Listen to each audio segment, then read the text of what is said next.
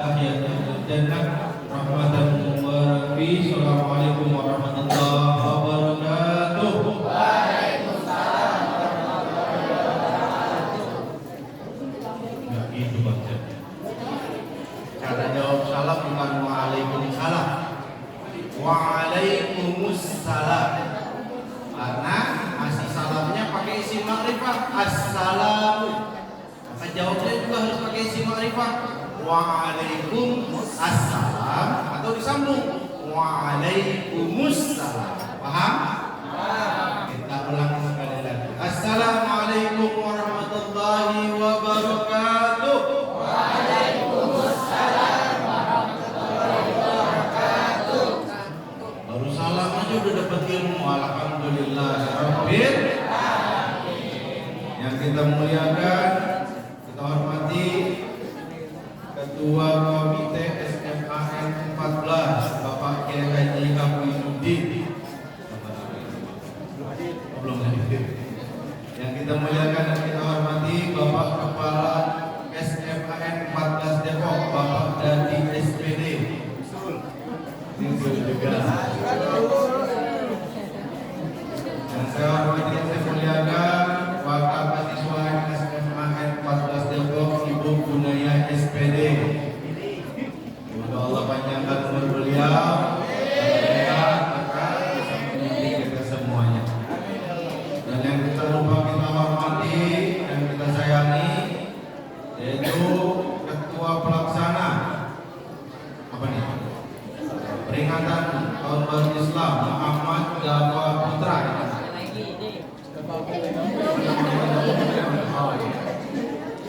Ini OSIS atau ROHIS yang ada ini? OSIS sama ROHIS.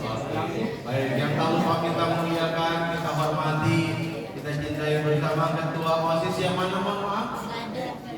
Tidak hadir berhalangan. Cewek? Cowok bisa berhalangan? Kalau ketua OSIS, ketua ROHIS-nya? Ketua ROHIS-nya? Oh iya, namanya siapa? Syabab. Tahu artinya syabab? Pemuda. Alhamdulillah, senang sekali rasanya bertemu dengan para pemuda dan pemudi. Ini saya jadi bingung nengok kemana. Nengok ke sini yang ingin dipantatin. Nengok di sini. Mohon maaf ya, kadang nengok ke sini, kadang nengok ke sini deh ya. Bolak-balik di setrikaan. Muter-muter mulu, lama-lama jadi kue donat kita.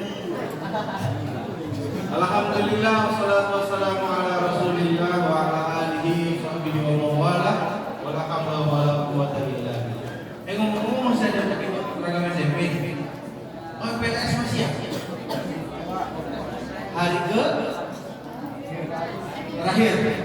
Oh, sekaligus memperingati Tahun Baru Islam. 2 hari yang lalu kita udah melewati tahun baru 1444 Hijriah lewat, berganti dengan 1445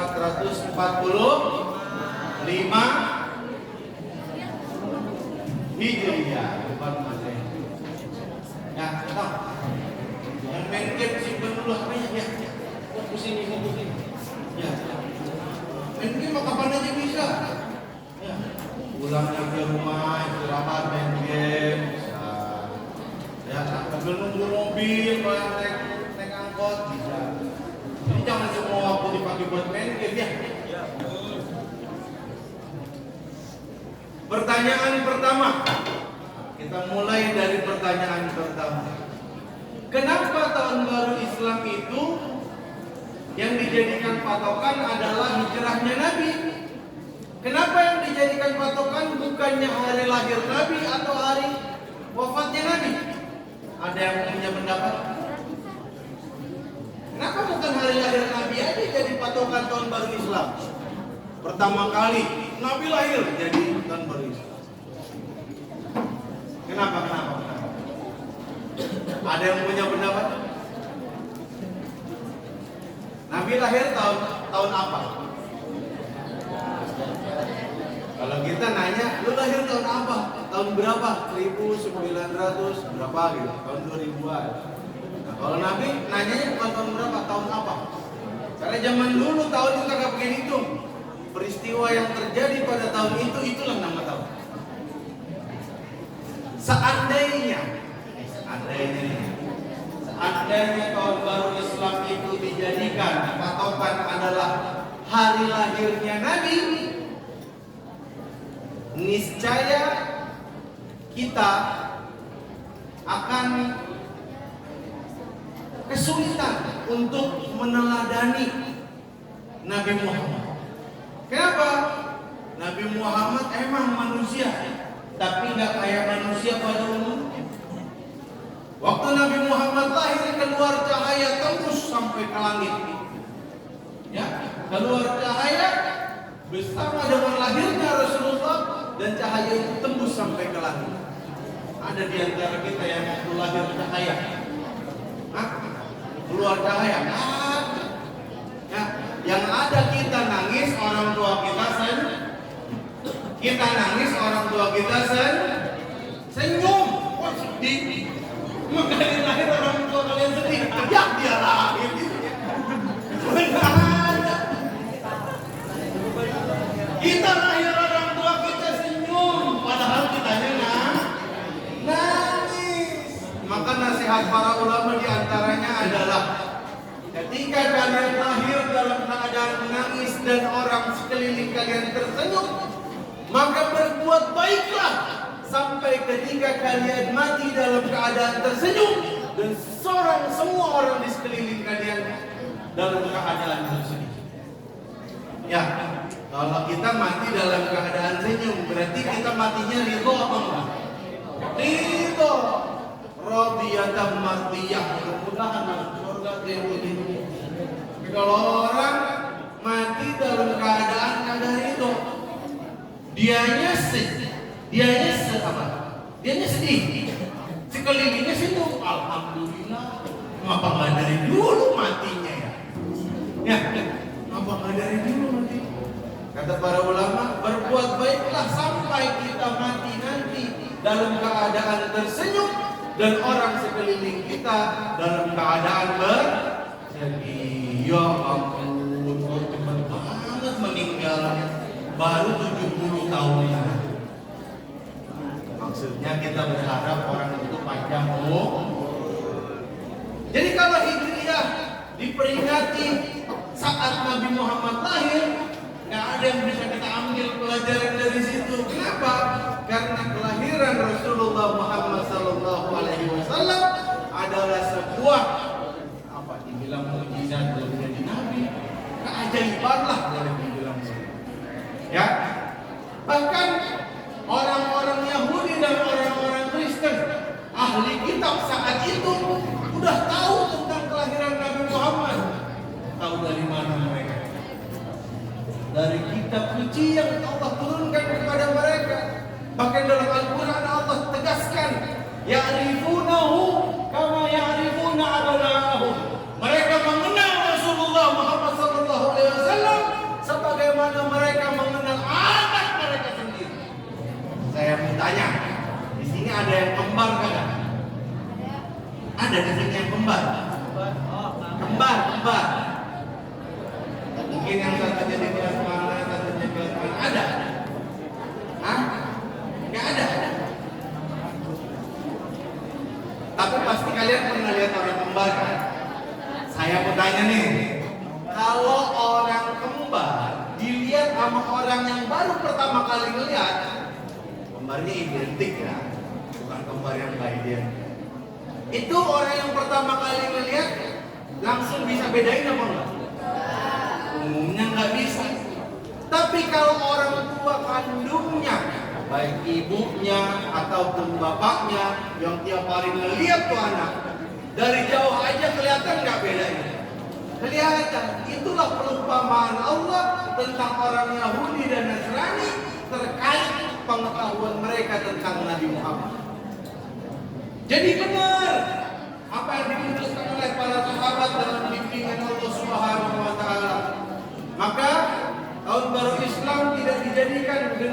bertepatan dengan tanggal lahirnya Nabi. Lalu kalau tidak dengan tanggal lahirnya Nabi, kenapa tidak dengan tahun wafatnya Nabi?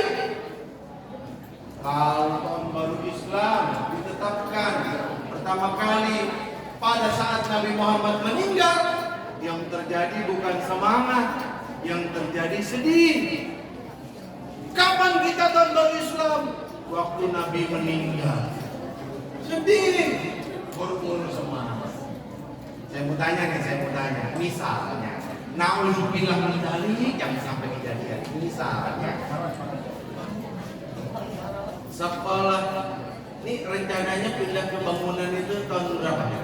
Tahun depan apa tahun depan? 2024.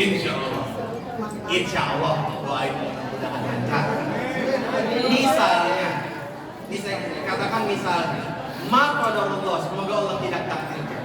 Misalnya kalian menempati sekolah baru, dilalah nauzubillah min dzalik, salah satu orang tua kalian meninggal.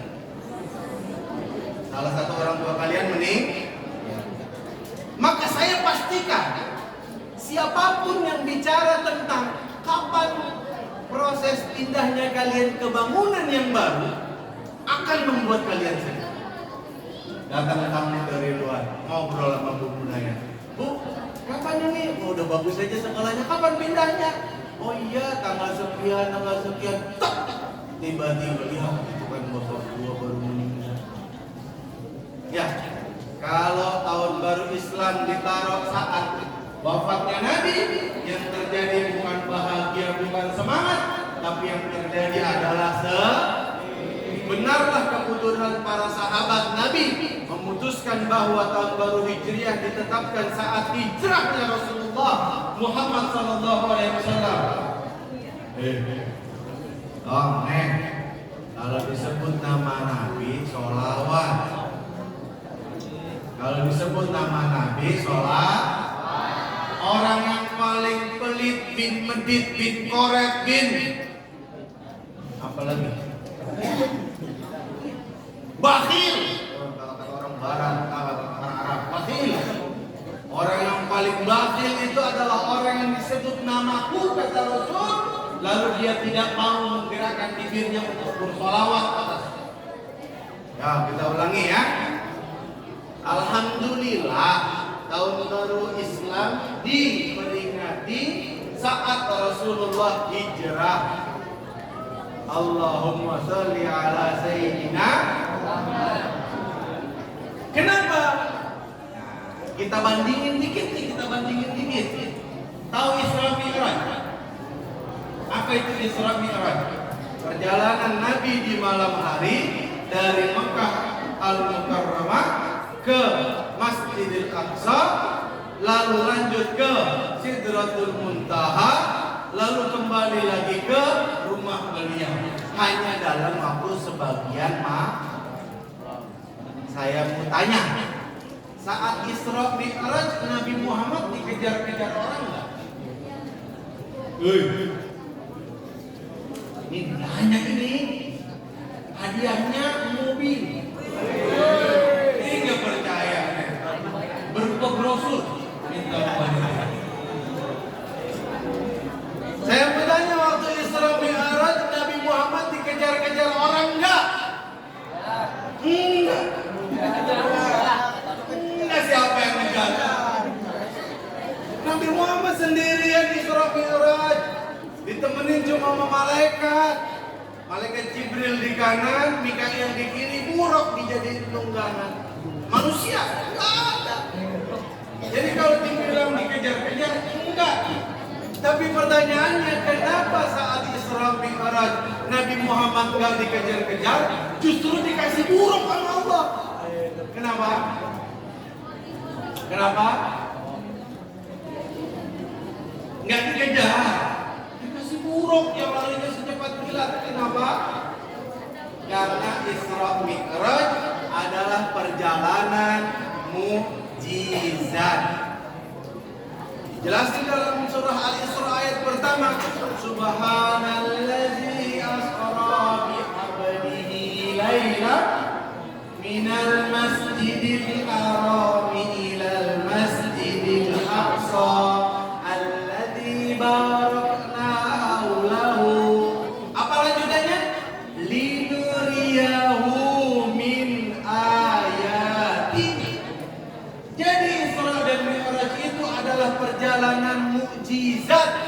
tujuannya untuk menunjukkan kemahakuasaan Allah kepada Rasulnya tercinta Muhammad Sallallahu Alaihi Wasallam. Sementara ketika hijrah, saya mau tanya, waktu hijrah Nabi Muhammad dikejar-kejar kagak? Apa? Enggak. Nabi Muhammad waktu hijrah dikejar-kejar kagak? Dikejar-kejar, bukan cuma dikejar, bahkan Rasul pengen dibunuh. Puncak dari frustasinya kaum kafir Quraisy, mereka pengen bunuh Nabi supaya nggak ada lagi yang nyebarin agama Islam. Mereka bikin makar. Mereka kumpulkan dari bani ini, kabilah ini, kabilah anu, kumpul semuanya di DPR, kumpul semuanya di Darul Nadwa. Iya, Darul Nadwa itu DPR kafir Quraisy, perwakilan kabilah dipilihkan tuh. Habis itu duduk tuh di kursi empuk, namanya Darul Nadwa. Ada iblis Yusuf menyerupai dirinya dengan seorang kakek, bajunya serba hitam dari atas sampai bawah, serba hitam. Lalu rapat dimulai, kagak pakai basmalah, kagak, orang kafir. Langsung dimulai. Terus gimana nih kita menyingkirin Muhammad? Ada yang tunjuk tangan. Bagaimana kalau pakai usul saya? Apa usul kamu? Usul saya adalah kita langsung to the point, bunuh Muhammad. Apa kata iblis? Jangan. Kalau lu bunuh Muhammad, maka kabilahmu akan berhadapan dengan kabilah Bani Hashim, Bani Abdul Muttalib yang jumlahnya sangat banyak. Kalian pasti kalah. Benar nggak? Rasul keturunannya siapa? Bapaknya siapa? Abdullah bin Abdul Muttalib bin Hashim bin Abdi Manaf. Kalau ada yang bunuh Nabi, maka kabilahnya akan dihancurkan oleh kabilahnya Bani Hashim dan kabilahnya Bani Abdul Muttalib. Berani. Akhirnya apa? Usul kedua keluar. Bagaimana kalau kita usir aja Muhammad pergi dari kampung kita? Iblis ngomong lagi, jangan. Kenapa jangan? Kalian tahu kemampuan retorika, kemampuan bicaranya Muhammad begitu luar biasa, mempengaruhi siapapun yang mendengarnya. Kalau kalian biarkan Muhammad keluar dari tanah kita, maka kita sama aja memberi kesempatan Muhammad cari pengikut baru. Jika itu terjadi, maka Muhammad akan mengumpulkan pasukan yang banyak, lebih banyak dari jumlah kita, dan dia akan kembali ke sini untuk menghancurkan kita. Jangan. Kata siapa? Orang kafir Quraisy bingung. Terus siapa sih dari tadi ngomong jangan dong, jangan dong. Terus kalau jangan semuanya jangan, emang harusnya gimana? Apa kata iblis? Gampang. Apa yang harus dilakukan? Ambil satu pemuda yang paling kuat dari setiap kabilah. Kabilah ini kirim satu pemuda, kabilah ini kirim satu pemuda. Terkumpullah puluhan pemuda, yang masing-masing pemuda bawa ke pedang. Kagak bawa tank, kagak pakai skin, kagak.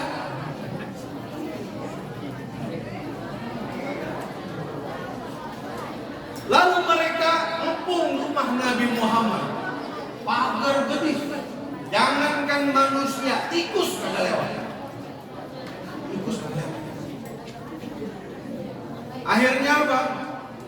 Lalu tebas Muhammad dengan tebasan yang sama, bersama-sama dengan pedang seluruh pemuda yang ada. Kalau itu terjadi, maka Bani Hashim dan Bani Abdul Muttalib akan kebingungan mau balas dendam ke siapa. Kalau mereka mau berantem sama satu kabilah, satu Mekah, mereka pasti kalah. saking bencinya iblis sama Nabi Muhammad sampai iblis yang ngajarin kafir Quraisy. Apa yang terjadi? Iblis bikin makar, kaum kafir Quraisy bikin makar, Allah yang balas makar mereka. Mereka udah kumpul di sekeliling rumah Rasulullah. Apa yang Allah bikin? Ngantuk. Apa yang Allah bikin? Ngantuk. Kadang-kadang iblis pakai cara begitu tuh buat bikin orang lagi majelis taklim kagak fokus. Giliran lagi majelis taklim ngantuk banget mata ya. Giliran lagi pacaran mah kagak ngantuk. Melek banget ya. Pacaran lagi nonton bioskop itu 1A sama A1 sama A2 ya. Nontonnya film horor ya. Wah, bisa banget modusnya anak zaman sekarang. Giliran maksiat mah kagak ada ngantuknya. Kenapa bisa begitu? Karena digodain saya. Giliran majelis taklim ngantuk banget. Ada yang kagak ngantuk, malah ngobrol sama teman sebelah. Wah, jadi kalau ada orang lagi ikut majelis taklim, diajakin ngobrol sama teman sebelah, berarti yang ngajakin ngobrol yang ngomong, yang ngomong bukan saya. Jadi kalau kalian digodain iblis, apa doanya?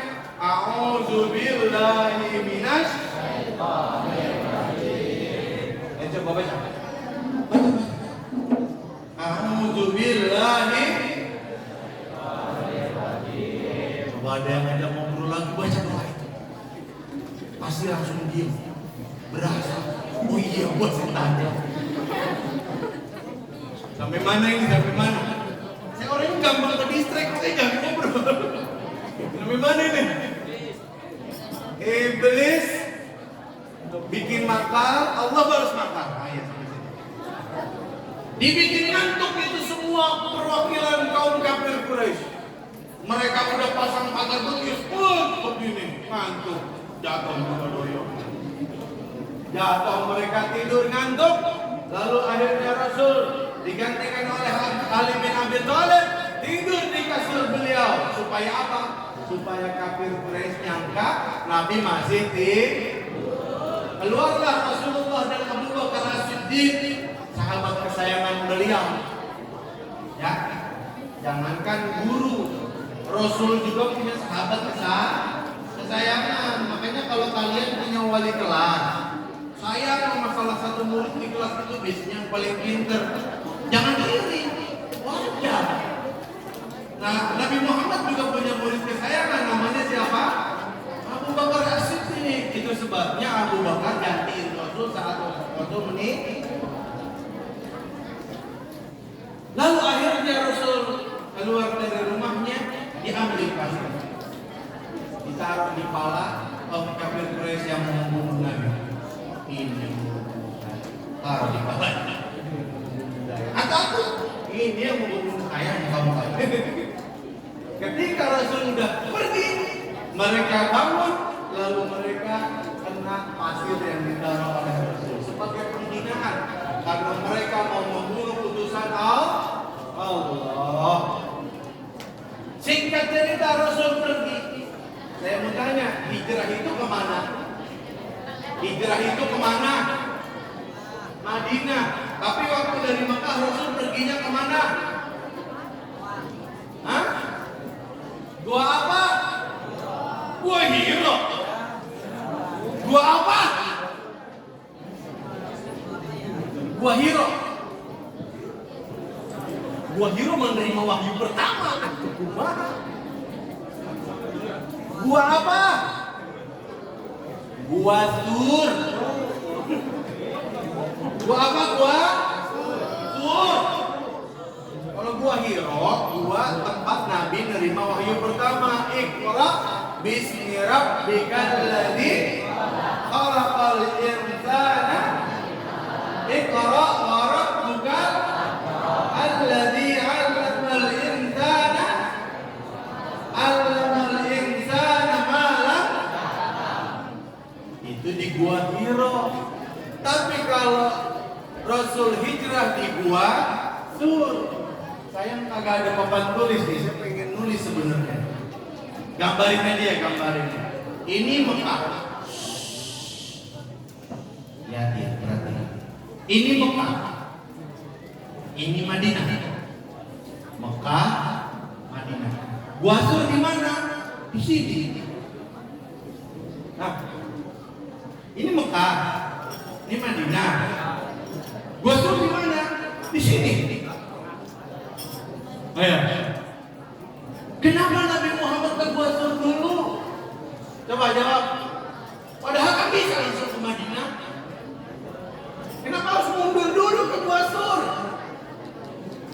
Ada yang tahu jawabannya? Ada yang tahu jawabannya?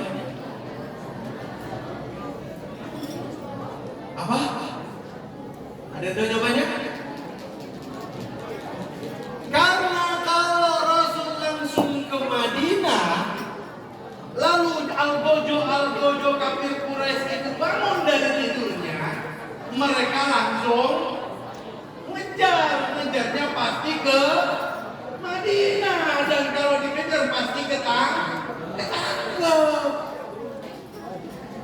Cerdas nggak Nabi itu? Cerdas nggak Nabi itu? Nggak mungkin Nabi sama Abu Bakar bisa ngebut, karena Nabi sama Abu Bakar naik onta. Al-Gojo kafir Quraisy naik kuda. Sejak kapan onta sama kuda tertentang onta? Makanya Nabi Muhammad memilih mundur sedikit ke Gua Sur. Kenapa yang dipilih Gua Sur? Karena Rasul tahu bahwa setiap beberapa waktu sekali ada kafilah dagang yang lewat Gua Sur lalu sampai ke Madinah. Pintar tuh Nabi Muhammad. Nabi Muhammad itu bukan orang yang butuh, cerdas, bukan sekedar cerdas, jenius. Makanya salah satu sifat Nabi adalah fato. Ada berapa sifat Nabi? Yang pertama apa? Siddiq, artinya. Yang kedua, amanah, artinya bisa dipercaya. Yang ketiga, fatona, artinya cer. Yang keempat, artinya menyampaikan tidak ada ilmu, tidak ada kebenaran yang disembunyikan oleh Rasulullah. Betul? Betul?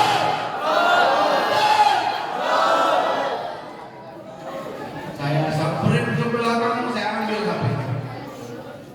Saya samperin ke belakang, saya ambil HP. Saya tahu kalian berempat lagi main ludo itu.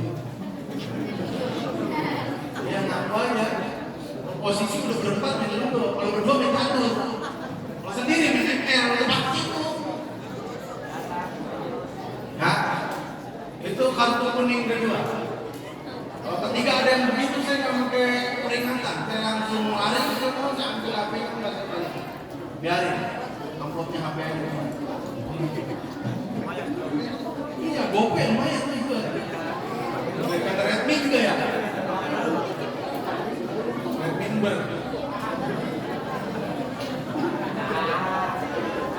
dari sampai mana? Sampai mana?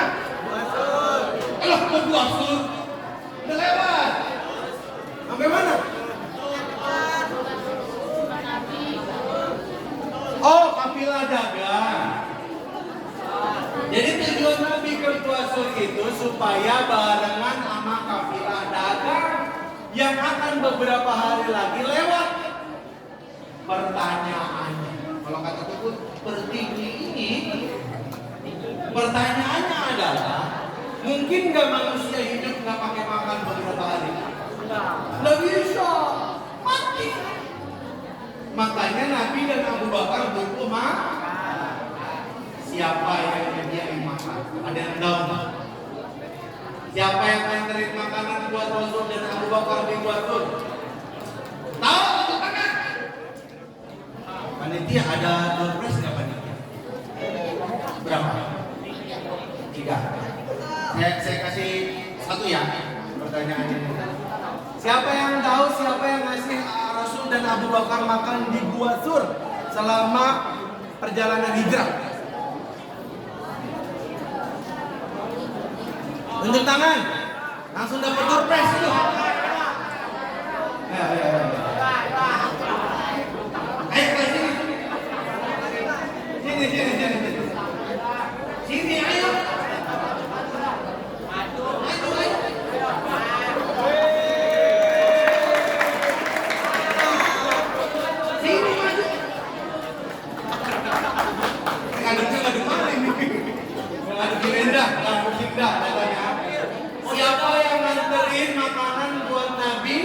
dan Abu Bakar Siddiq di Gua Sur? Ya. Oh, Siti Khadijah. Siti Khadijah udah meninggal. Astagfirullah. Siti Khadijah meninggal sebelum Isra Mi'raj. Siti Khadijah udah meninggal masih disebut-sebut baik. Sebelum Isra Mi'raj udah meninggal itu Siti Khadijah. Tapi nggak apa-apa, coba ya. Nih, siapa yang ngasih makanan? Binti Abu Bakar. Masya Allah, takbir. Siapa namamu? Sini. Amanah ada amanah. Atau tapi ada. Wah, aku dari Abu Bakar Siddiq. Masya Allah. Kelas berapa? 11 IPS 2. Boleh dikasih hadiah? Boleh diputu-putu, putu-putu. Mohon foto-foto. Ya, senyum-senyum.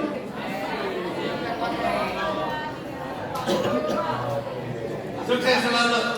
Mudah-mudahan jadi anak soleh. Lalu Asma binti Abu Bakar ini mau dilanjutin apa udahan nih? Kalau udahan gua pulang nih. Gunanya sampai jam berapa?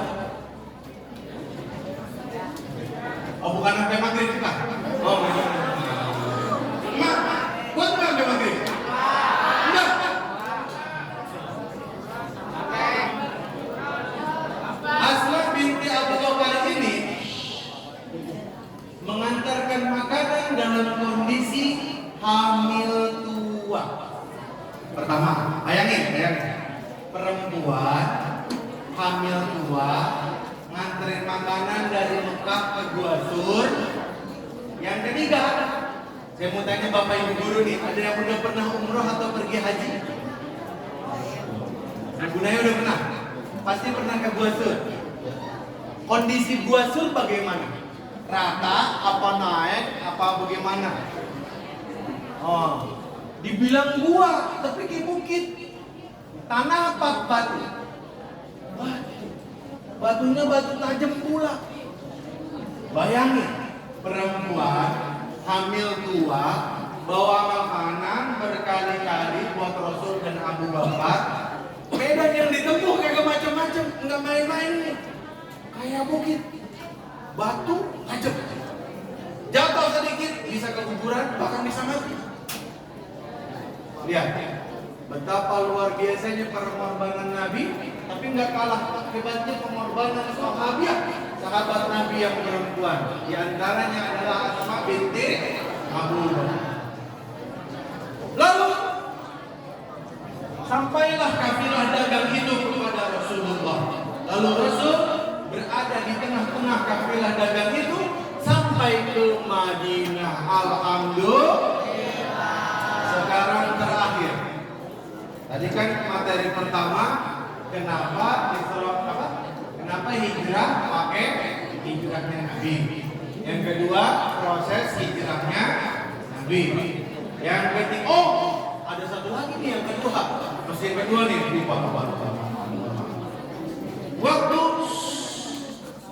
Waktu Nabi Muhammad di Gua Sur, tidak semua kafir Quraisy menyangka Rasul langsung ke Madinah. Ada beberapa orang kafir Quraisy yang datang ke Gua Sur. Ternyata mereka cukup cerdas. Tapi Allah Subhanahu wa taala mengaburkan persepsi mereka. Caranya gimana? Caranya Allah suruh burung bertelur, Allah suruh laba-laba bikin kakak. Yang dalam pikiran manusia mustahil burung bertelur kagak ketendang. Mustahil sarang laba-laba kagak terobek. Dan bikin sarang laba-laba nggak mungkin cuma waktu sehari 2 hari. Harus butuhkan atau mungkin berbulan-bulan. Ketika mereka lihat, ini masih baru. Bagaimana mungkin? Tidak mungkin. Nggak mungkin. Akhirnya mereka bingung. Debat. Lalu mereka ngobrol di pintu gua. Abu Bakar As-Siddiq gemeteran. Kenapa gemeteran? Karena Abu Bakar As-Siddiq berkata, ya Rasulullah, seandainya mereka sedikit saja melihat ke bawah, niscaya kita akan ketahuan. Ibarat ini mereka orang kafir Quraisy lagi berdiri, ibarat cuma begini aja.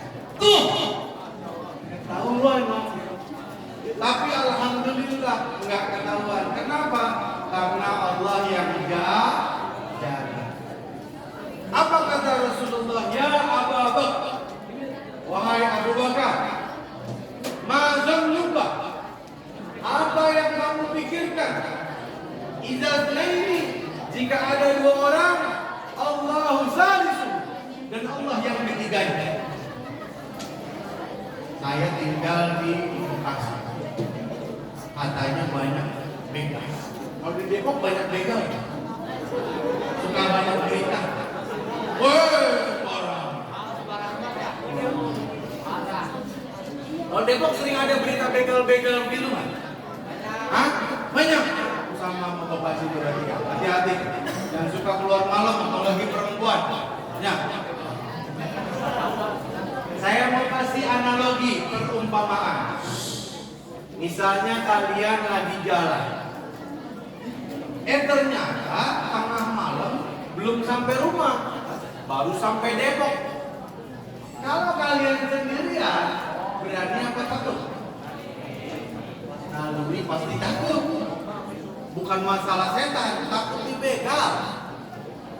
Tapi, kalau kalian tengah malamnya di depan dijagain TNI AD, satu peleton, di belakang dijagain Kopassus, satu peleton, kanan kiri pas pampres, kira-kira berani nggak?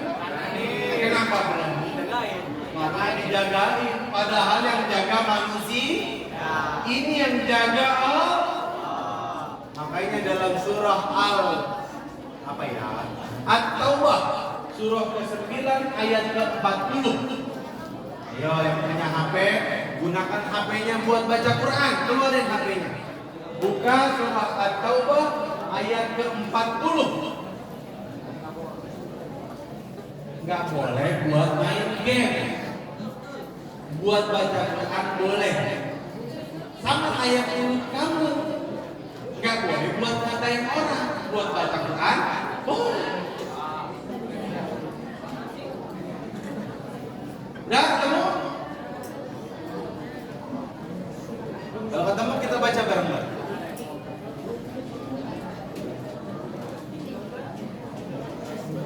Belum?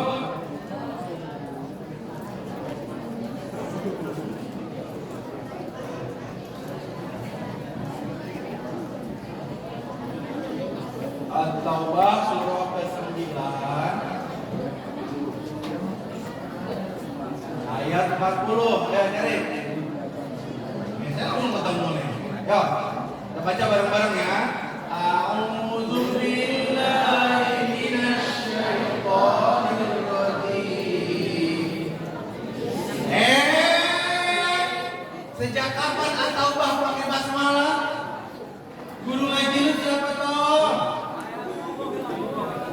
At-Taubah itu satu-satunya surah dalam Al-Quran yang nggak boleh baca pakai basmalah. Ya, ulang. A'udzu billahi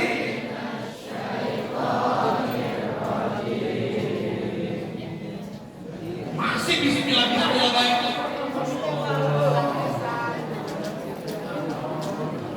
Langsung. Illa tansuru faqad nasarahu Allah idh akhrajahu alladhina kafaru thaniyasnaini idh huma fil ghar idh yaqulu li sahibihi la tahzan inna Allaha ma'ana fa'anzal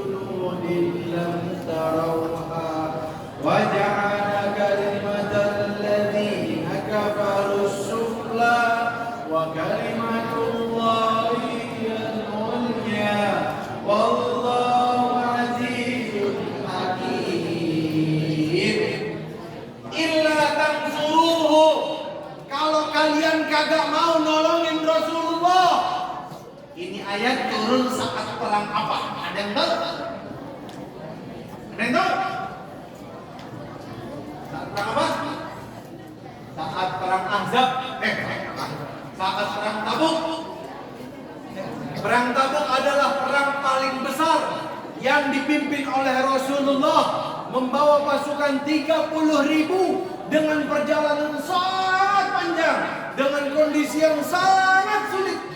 Dalam kondisi kemarau, perjalanan berbulan-bulan, membawa 30.000 pasukan, gampang apa susah? Gampang apa susah? Yang dihadapi enggak kalah, lebih banyak, tapi berani Rasul hadapi. Ada beberapa kaum muslimin yang lemah iman. Mereka nggak mau ikutan jihad. Ditegur oleh Allah pakai ayat ini. Illa tansuruhu. Kalau kalian nggak mau nolongin Rasulullah, faqad nasarahullah, maka Allah sudah menolong Rasulnya. Saya mau tanya yang pernah belajar bahasa Arab, nasoro itu fi'il madi, mudore apa fi'il amr? Nasoro fi'il apa? Hah? Fi'il apa tunjuk tangan? Masa kok gak tahu? Pernah MTS kan? Ada yang pernah MTS kan? Ini mau dasar banget ini. Nasoro, fa'alam, gitu. Nasoro itu fi'il madi, artinya udah lewat. Saya mau tanya nih, ini kan ayat Allah lagi negor kaum muslimin yang malas jihad, ditegur dengan kejadian yang udah lewat. Coba pakai akal kita. Kalau kita pasti nyambunginya ke peristiwa apa tuh? Kalau kita pasti nyambunginya ke peristiwa apa sebelum perang Tabun? Yang terkenal peristiwa perang Badar. 313 kaum muslimin yang nggak tahu apa-apa tiba-tiba berhadapan dengan 1000 pasukan kaum kafir Quraisy bersenjata lengkap. Ternyata yang menang kaum muslimin. Kalau kita manusia pasti ngerujuknya ke perang tapi Allah Tuhan yang Maha Tahu, Allah nggak bicara perang Badar. Yang dimaksud menolong adalah Allah nolong Rasulnya saat hijrah. Jadi kenapa Allah saat Isra Mi'raj ngasih buruk sementara hijrah yang butuh pertolongan justru nggak dikasih buruk? Kalau Allah kasih buruk ke Nabi Muhammad saat Isra Mi'raj, nanti orang di Depok bakalan ngomong, ngapain gua hijrah? Kan Nabi hijrahnya pakai buruk, lah kan gua kan punya buruk. Ya udah Nabi aja nih hijrah, gua mau kami ikut-ikutan.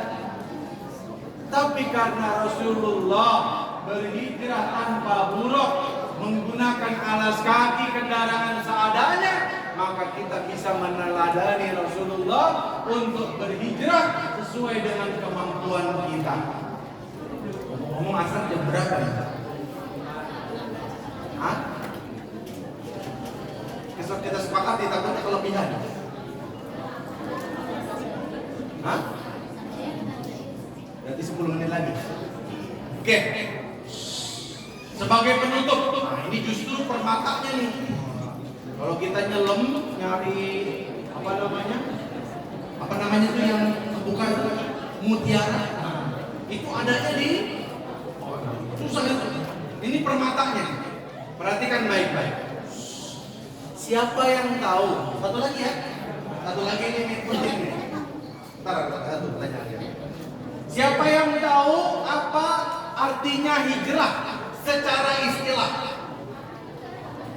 Kalau secara bahasa kan artinya perpindahan dari satu tempat ke tempat lain, hijrah makannya.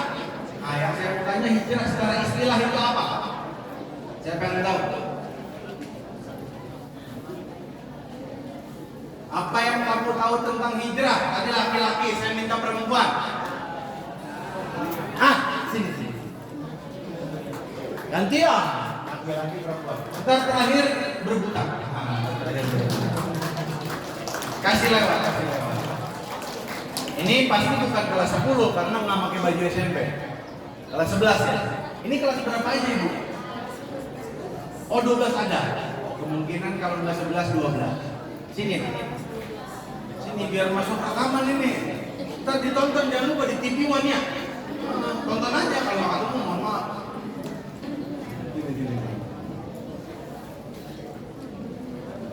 Siapa namanya? Dari kelas? Dari kelas 12 IPA 3. Oh 12. Adil, tadi kelas 11, sekarang kelas 12. Berarti yang terakhir kelas 10 ya? Rebutan lagi. Apa jawabannya?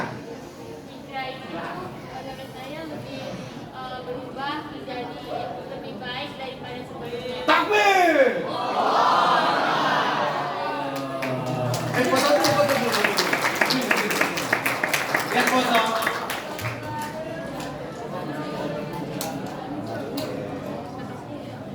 Lebih spesifiknya, tadi jawabannya betul.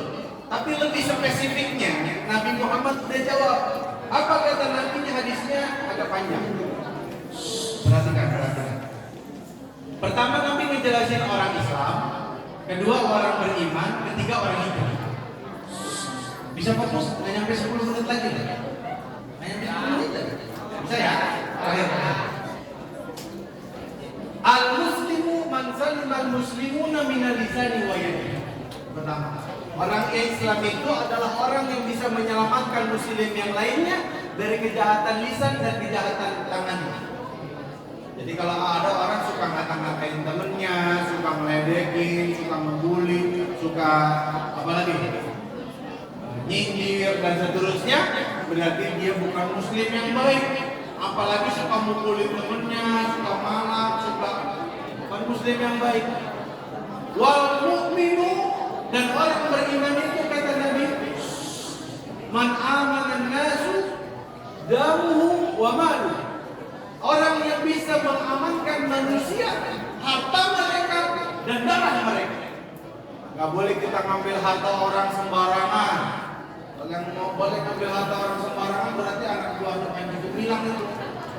Iya, biar bisa setor NI KW 9. Apa-apa ngambil harta orang kafir boleh kita ambil. Itu nyata itu teman saya kena. Kenapa? Beberapa tahun hilang.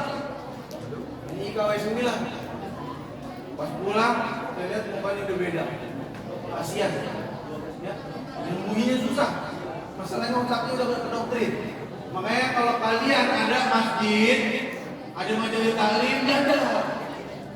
Jangan belajar sama guru kagak jalan.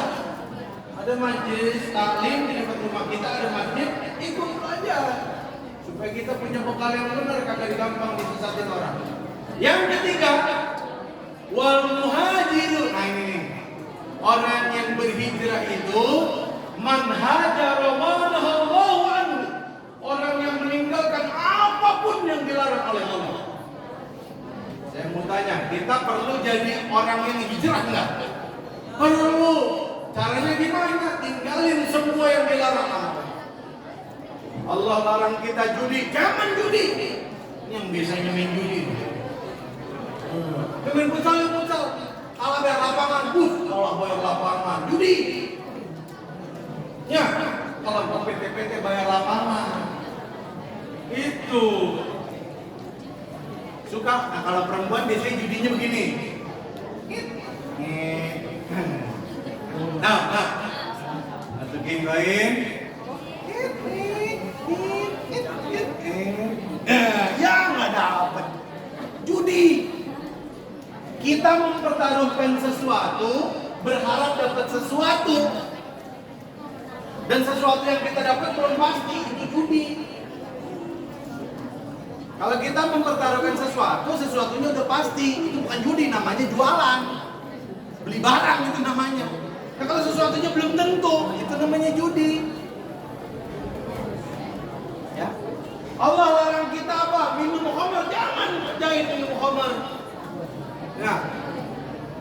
Kalau dari mukanya sih kayaknya muka orang soleh, kayaknya kagak ada yang kena amer, kagak ada yang kena minum amer, ini mah enggak soleh ini mah.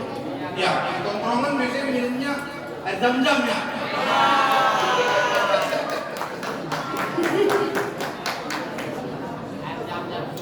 Allah larang kita zina, jangan zina. Allah ketika larang khamar apa? Jangan minum khamar. Allah ketika larang judi, jangan judi. Tapi ketika Allah larang zina, Allah bilang apa? Allah enggak bilang jangan zina. Allah bilang jangan dekati apapun yang mendekati zina, apalagi zinanya, jangan dibalik.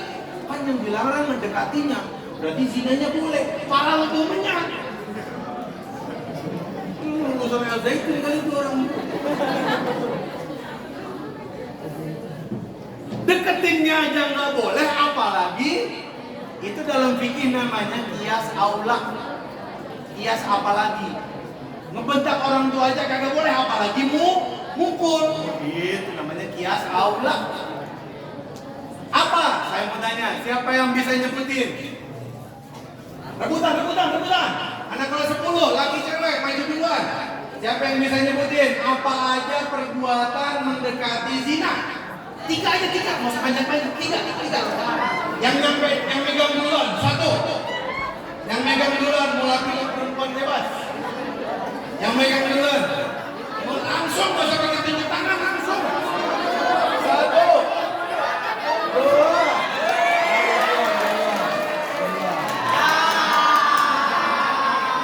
Lama dirinya. Siapa namanya? Nadia dan udah di kelasnya belum? Belum tahu. SMP mana? SMP negeri 5. Lah sini dong. Bisa begitu. Apa 3 aja, nggak usah banyak-banyak. Perbuatan yang mendekati zina. Ya. Oke. Tapi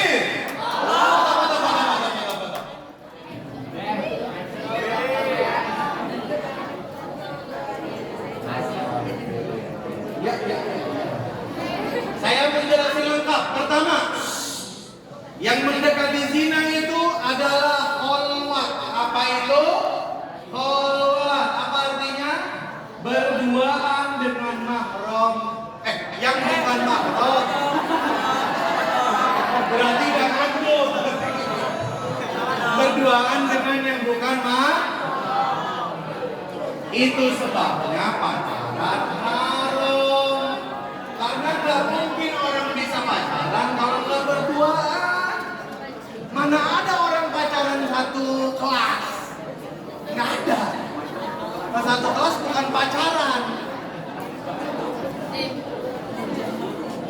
Royokan gitu.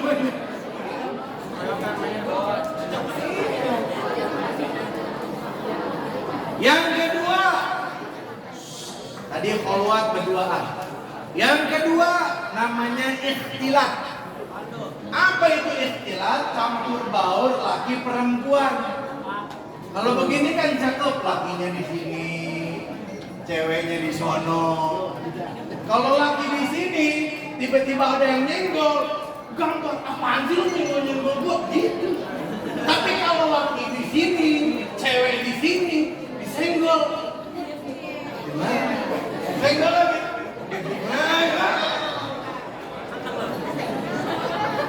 Coba laki-laki disenggol sama cewek, diem dia. Senggol lagi. Langsung minta nomor WA. Ayo.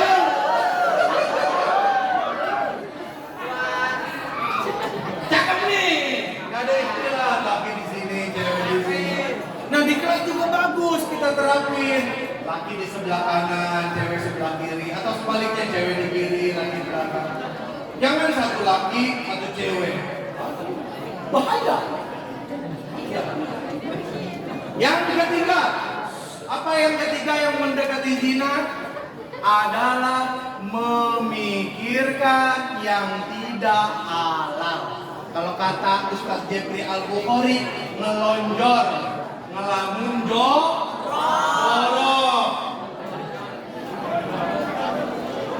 Ngelamun tiba-tiba tangannya udah nyampe celana.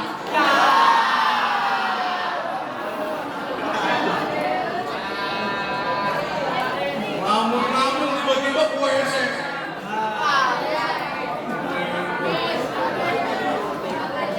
Itu namanya zina hati. Ngelamunin sesuatu yang haram, zina hati. Yang keberapa? 4. Catat. Yang keempat, zina mata. dari hati ke mata. Menginginkan action. Cari dah tuh cewek mana yang kira-kira beningnya. Ketemu, itu bening banget. Wajib tuh gua cari tuh. Wajib tuh pulang sekolah dicoba di pintu. Dimintain nomor teleponnya. Di chat, video call. Wah.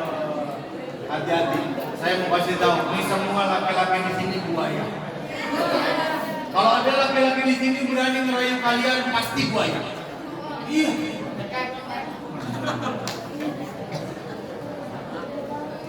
Yang keberapa? 5. Zina tangan. Apa kata anak zaman sekarang? Gerapa grepe. Ada istilahnya agresif, ada grepe makin.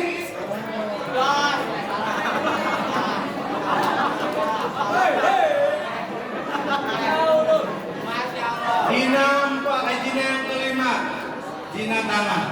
Yang keenam, zina kaki melangkah ke tempat janjian mau zina. Yang ketujuh, ini paling parah. Apa itu? Zina dengan kemaluan. Kalau perempuan udah dibegituin sama cowok, 100% pasti dibuang ke sampah.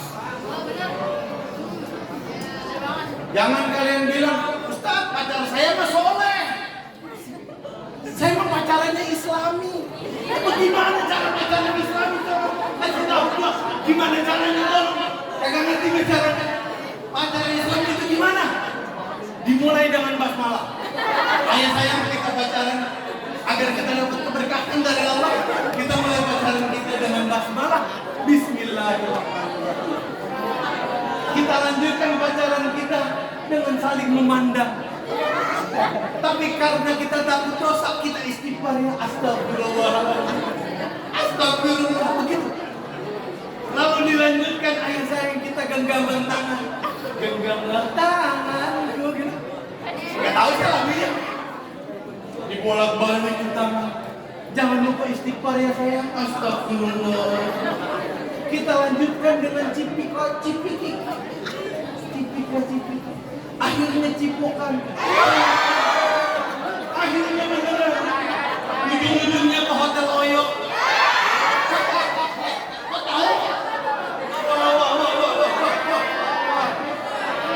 Dikira cupu ternyata suhu.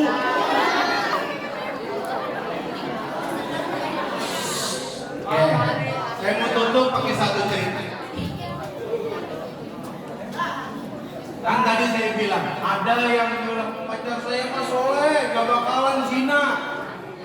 Saya punya satu cerita. Mau denger nggak? Ini cerita nggak pernah saya percaya, tapi kejadian. Mohon maaf ini, kalau ada kesamaan jabatan bukan bermaksud mendiskreditkan. Tapi ini orang wakil ketua Rohis. Wakil ketua di tempat saya ngajar dulu di Bekasi, di salah satu tempat, saya nggak mau sebutin. Wakil ketua Rohis ini rajin sholat 5 waktu di masjid. Masya Allah. Kalau habis sholat ini lama, ilmu keislamannya bagus. Tapi dia pacaran, dia bilang aja pacar gua soleha, gua soleh, gak bakalan kenapa-napa. Ujung-ujungnya kalian tahu apa? Pacarnya diperkosa sama dia di depan sekolah.